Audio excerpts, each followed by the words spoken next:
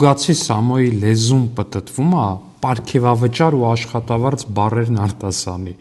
Այս բարդը իրոք աչքից լավ չի հասկանում ինչոց է այս երկրում։ Ասում է 1 դրամ աշխատավարձ եմ ստանալու, պարգևավճար չի լինելու, այս չի լինելու։ Ուժեղ տղա, որ այդքան ուժեղ ես, որ այդքան տենց Forbes-ի ցուցակում ես, դոլարային միլիարդատեր ես։ Ինձ կարաս ասես օրինակ Հալիձորի մանկապարտեզի վրա քո հեծը 250,000 դրամ հավելագրումը խի է արել։ Այ մի դրամ ստացող տղա։ Կամ ասենք Շամբի միջնակարգ դպրոցի վրա 130,000 դրամ ավել հոսանքի փողը խի եք գրել։ Թե կարող է պարզվի, որ այդ միլիարդները տենց են կուտակվել, հա։ Կարող է տենց բան պարզվի հանկարծ։ Կարող է պարզվի, որ այս հավելագրումներն է պատճառը, որ են բազան ընդհանուր հաշվիչների թվաբանության կորել է հանկարծ մի օրում։ Ուժեղ ու հարուստ տղա, մանկապարտեզի վրա ավել հոսանքի փող գրող չես, ինչ ես նստել տենց ուժեղ մեծահարուստի դիրքերից խոսում։ Եղածդ Հալիձորի մանկապարտեզի վրա հոսանքի փող հավելագրող չի։ 2008 թվականին Ռոբերտ Քոչարյանի աշխատավարձը եղել է 400,000 դրամ։ 400,000 դրամ։ Այդ նույն թվականի դոլարային ինդեքսով, դոլարի փոխարժեքով դա եղել է 1310 դոլար։ Մարդը ամսական որպես նախագահ ստացել է 1310 դոլար։ Հարգելի պարոն Մինասյան, 1310 դոլար։ Եթե փոխարժեքը մի քիչ տատանվում է, ինձ կներեք, կարող ինտերնետը այդքան լավ չհուշես դա։ Ռոբերտ Քոչարյանի ունեցվածքը, նրա եւ իր ընտանիքի ունեցվածքը գնահատվում է ուշադրություն 200 միլիոն դոլար։ Մի հատ էլ սենց իրար հետ պահեմ էլ, սա իր ամսական աշխատավարձն է, այս մի ձեռքինս, սա իր ընտանիքի ունեցվածքն է։ Մի հատ ուշադիր նայեք, էլի խնդրում եմ այս թվերի տարբերություն։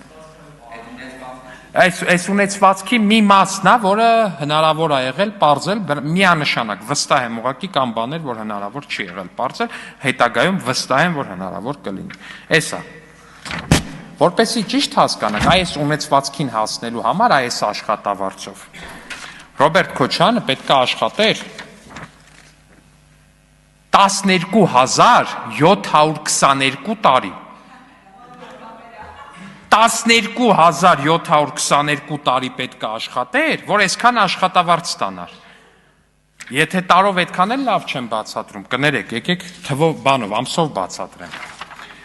152,671 ամիս, թիվը մի հատ էլ էլի ուշադիր, 152,671 ամիս պետք է աշխատեր, որ այս ունեցվածքը ունենար։